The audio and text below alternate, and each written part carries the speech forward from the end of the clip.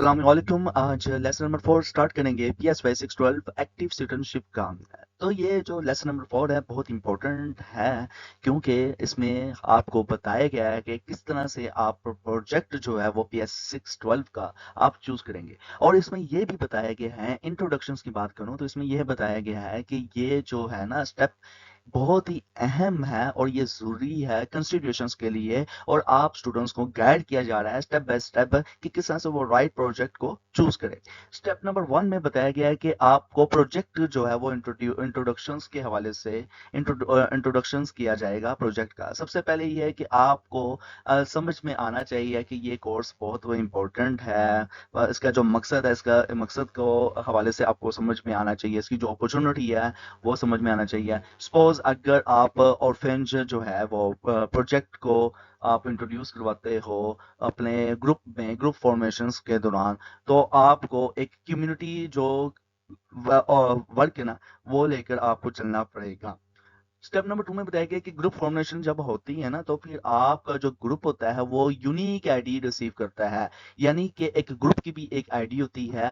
5 में जो आपके कोलीग्स होने हैं, क्लासमेट्स होने हैं, तो उनकी भी एक यूनिक, एक तो एलएमएस वाली आईडी होगी ना, एक होगी ग्रुप आईडी। तो आपको यूनिक आईडी जो ग्रुप आईडी है वो भी आपको मौसूल मतलब कि आप रिसीव करेंगे ग्रुप आईडी। आपको ग्रुप आईडी का भी इल्म होना चाहिए, क्योंकि ये एक अहम जो है ना एस्टेब्लिश ओपन होता है लाइन कम्युनिकेशंस के लिए आपके अपने ग्रुप मेंबर्स के साथ। मतलब कि अगर मैं कहूँ कि मैं इस ग्रुप का हिस्सा हूँ, आप दूसरे को भी इंट्रोड्यूस करवा सकते हो।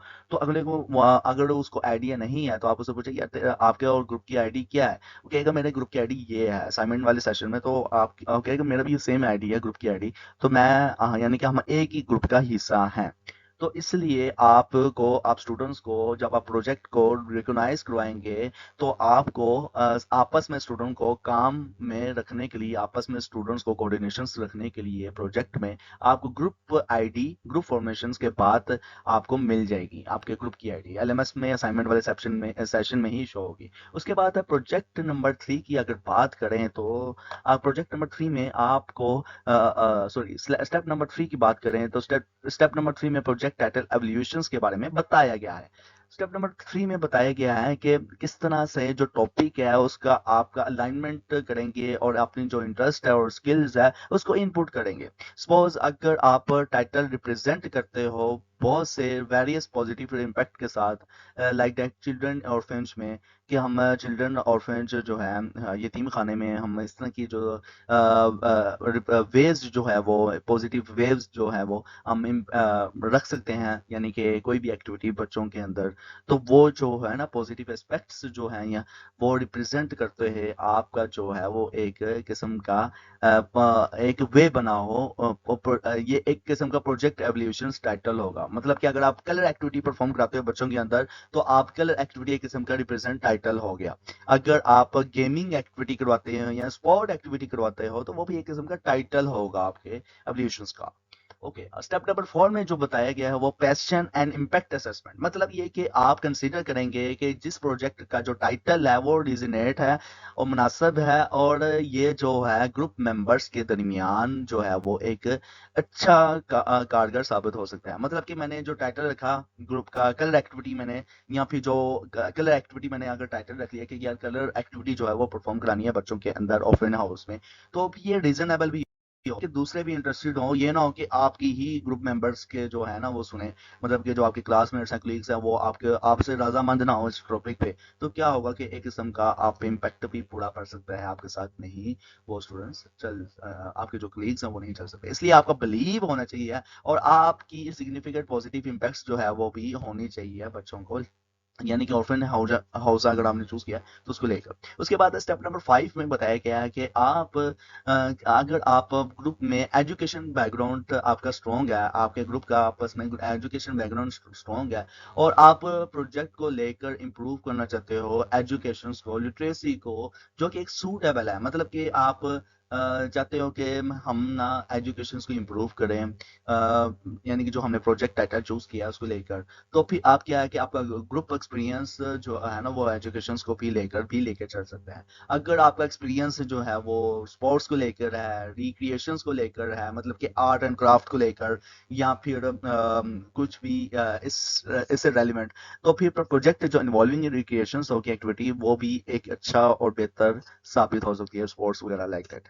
ओके, स्टेप नंबर 6 में बताया गया है कि ग्रुप लीडर सिलेक्शंस, मतलब कि आपका ग्रुप लीडर जो आप सेलेक्ट करते हो, अपनी डेजिग्नेटेड ग्रुप लीडर को सिलेक्ट करते हो, उस वो एक अहम बेनिफिशियल होता है आपके लिए।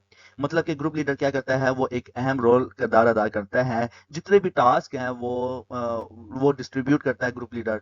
और मतलब कि अगर आप 5 ग्रुप का मजमुआ हो, 5 ग्रुप हैं आपके, सॉरी 5 ग्रुप में 5 मेंबर्स हैं, तो आपका एक ग्रुप लीडर होगा, जिसका मकसद क्या होगा कि वो एक अहम किरदार अदा करेगा कि टास्क जितने भी है वो मुकम्मल हो रहे हैं, और डिस्ट्रीब्यूशन जो है टास्क का वो भी इक्वली है, और कोऑर्डिनेटिंग मीटिंग्स भी करेगा, आपस में आपको कोऑर्डिनेट भी करेगा ग्रुप लीडर। इसके अलावा क्रिएटिंग भी करेगा, मैनेजिंग भी करेगा, प्रोजेक्ट टाइमलाइन को भी देखेगा कि प्रोजेक्ट जो है वो टाइमलाइन के मुताबिक एडजस्टेबल हो रही है या नहीं हो रही है, या टाइमलाइन से हट रही है। इसके अलावा साइनिंग करेगा टास्क, मतलब कि कौन किस टास्क के काबिल है, कौन किस टास्क के काबिल नहीं है। उसके बाद overseeing that deadlines are met, और यहाँ तक कि ये भी देखेगा कि किस तरह से डेडलाइन जो है वो मीट कर रही है प्रोजेक्ट के साथ या नहीं। तो ये प्रोजेक्ट का जो लीडर है ये भी अहम बेनिफिशियल उसका किरदार होता है ग्रुप ग्रुप के अंदर। ओके, स्टेप नंबर 7 में बताया गया establish clear communications and protocol, मतलब कि रेगुलर जो है वो आप आपस में कम्युनिकेट करेंगे, अपनी ग्रुप डिस्कशंस करेंगे, डेफिनेट डिफाइनिंग एक्सपेक्टेशंस करेंगे टास्क कंप्लीशंस के हवाले से। मतलब कि टास्क मुकम्मल हुआ नहीं हुआ, किस तरह से उसको मुकम्मल करें, किस तरह से कौन कौन सी चीज़ें रह गई हैं उनको चेक करें, और इसकी हवाले से आप डिसीजन मेकिंग भी करेंगे ग्रुप के अंदर, ताकि एक प्रोटोकॉल बन सके, एक चैनल कम्युनिकेशन आपस में बन सके। इसके लिए आप व्हाट्सएप ग्रुप्स भी बना सकते हैं आपस में, 5 ग्रुप मेंबर्स मिलकर, या फिर आप स्काइप के थ्रू जो आपके सुपरवाइजर ने ग्रुप बनाया होगा उसके अंदर भी डिस्कशन कर सकते हैं। और तो ये आप स्टूडेंट्स पे डिपेंड करता है कि आप कौन सा कम्युनिकेशन चैनल प्लेटफॉर्म यूज करते हैं। उसके बाद स्टेप नंबर 8 में बताया गया है कि आपकी जो कॉम्प्रोमाइजिंग और वर्क टुगेदर है, मतलब कि आप जब काम इकट्ठे कर रहे होंगे तो आप कॉम्प्रोमाइज करने के काबिल हो। ये ना हो कि आपने एक ग्रुप में टास्क लीडर, आपके लीडर ने एक टास्क दिया है, तो जो आपका क्लासमेट होगा, मतलब कि कोलीग होगा, वो कहेगा मैंने नहीं करना, तो इसका मतलब ये है कि अब जो डिपेंडेंसी है वो भी दूसरों पे चले जाएगी। जबकि आपके ग्रुप लीडर ने आइडेंटिफाई किया कि आप इसके काबिल हैं, या सुपरवाइजर ने आपने देखा कि यार ये आप ठीक है इस टास्क के लिए, तो लेकिन क्या है कि आप नहीं करना चाह रहे, तो ये फिर कॉम्प्रोमाइजिंग वाली बात नहीं होगी, जिससे क्या होगा कि बर्डन जो होगा वो एक दूसरे पे ज्यादा पड़ जाएगा। इसलिए वर्क इकट्ठा करना है और कॉम्प्रोमाइज करना है, ताकि आप सोल्यूशंस को फाइंड आउट कर सकें, चैलेंजेस जो हैं उनको आप सॉल्व कर सकें, और इसके और साथ-साथ आप चैलेंजेस के लिए आप खट्टे भी हो सकें। इसके अलावा कोलैबोरेटिव एटीट्यूड हो, ये ना हो कि आपको अगर कोई काम दे दिया गया है तो आप अपना एटीट्यूड वो है वो नेगेटिव आप शो करवा रहे हो। तो इसलिए पॉजिटिव एटीट्यूड हो, पॉजिटिव ग्रेटिट्यूड हो, इसके अलावा मेंटेनिंग इम्पोर्टेंस हो, आप एक-दूसरे की इम्पोर्टेंस के हवाले से भी जानते हो। उसके बाद स्टेप नंबर 9 में बताया गया है कि collective decision with your group regarding, sorry final group decision, मतलब कि आपकी जो है स्टेप नंबर 9 में फाइनल ग्रुप डिसीजन के बारे में बताया गया है। तो फाइनल ग्रुप डिसीजन में ये है कि कलेक्टिव डिसीजन होगा, मतलब कि आपका जो डिसीजन होगा वो मुकम्मल तौर पर पुख्ता होगा, मुकम्मल तौर पर इख्तिताम पज़ीर होगा, ताकि आप जो रिगार्डिंग जितने भी प्रोजेक्ट के टाइटल जो आपने चूज किए हैं, मतलब कि कौन सी एक्टिविटी परफॉर्म करानी थी, कलर एक्टिविटी करवानी थी, या फिर मेडिटेशन एक्टिविटी करवानी थी, या फिर आर्ट एंड क्राफ्ट की एक्टिविटी करवानी थी, आपने ये टाइटल चूज किया है, तो फिर आपकी जो कोलैबोरेटिव डिसीजन मेकिंग होगी वो फिर फाइनलाइज होगी। आपने स्टेप नंबर 9 में फाइनलाइज करना है कि यार ये एक्टिविटी हमने परफॉर्म करवानी है, यही हमारे प्रोजेक्ट का टाइटल है, यही हमारे प्रोजेक्ट का मकसद है। उसके बाद है स्टेप नंबर 10 में जो है वो सुपरवाइजर अप्रूवल। फिर वो जो टाइटल आपने अपने ग्रुप का प्रोजेक्ट का रखा है, तो फिर क्या होगा कि वो जो टाइटल है वो सुपरवाइजर अप्रूव करेगा, तो उस बेस पर क्या होगा कि आपका प्रोजेक्ट रिपोर्ट राइटिंग स्टार्ट हो जाएगी।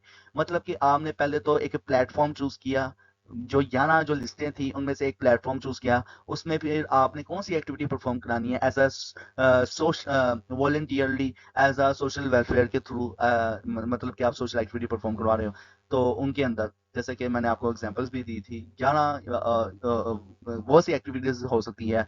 आप मेडिटेशंस भी करवा सकते हो, एक्सरसाइज भी करवा सकते हो, आर्ट एंड क्राफ्ट भी करवा सकते हो, कलर एक्टिविटी भी करवा सकते हो। इसके अलावा सॉन्ग एक्टिविटी भी करा सकते हो। उसके अलावा सिंगिंग एक्टिविटी भी करवा सकते हो। मतलब वो एक्टिविटी जो परफॉर्म करवाओगे तो वो एक टाइटल बन जाएगा। उस टाइटल में आप जो भी एक्टिविटी परफॉर्म कराओगे वो एक प्रोजेक्ट की रिपोर्ट राइटिंग में आपका हिस्सा बन जाएगा।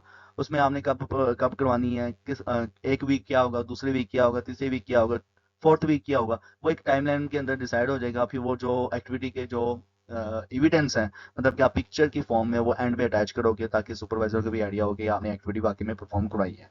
तो मिलते हैं नेक्स्ट लेसन में। तब तक के लिए अल्लाह हाफिज। लेकिन जाते हैं आप चैनल को सब्सक्राइब करते हैं, साइकोलॉजिस्ट कम्युनिटी यूट्यूब चैनल को। अगर आपने ऑलरेडी चैनल को सब्सक्राइब किया हुआ तो वीडियो को लाइक करें, शेयर करें। अल्लाह हाफिज।